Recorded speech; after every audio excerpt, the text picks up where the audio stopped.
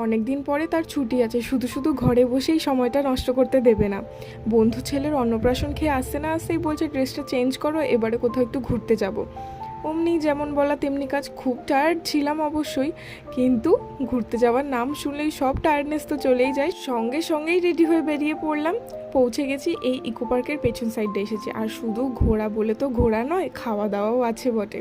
আর এখানে সেই টয় ট্রেনগুলো যাচ্ছে দেখে ভীষণ মজা লাগছে। প্রতিবার এসেছি রাতে তো তাই দেখা হয়নি, কিন্তু বিকেল বিকেল এসেছি বলে কি সুন্দর ওয়েদারটা, আর খুব সুন্দরভাবে টয় ট্রেনগুলোও যাচ্ছে, দেখতে ভীষণ ভালো লাগছে।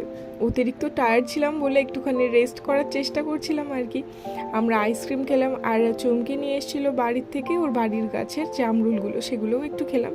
পুরো একদম পেট উপুচুপুভাবে ভর্তি, তাও টুকটাক খাওয়া দাওয়া তো বানতাই হে। দেখতে দেখতে সন্ধে হয়ে গেছে, তাহলে চলুন বাড়ির দিকে যাওয়া যাক। কেমন লাগলো ভিডিওটা জানাতে ভুলবেন না।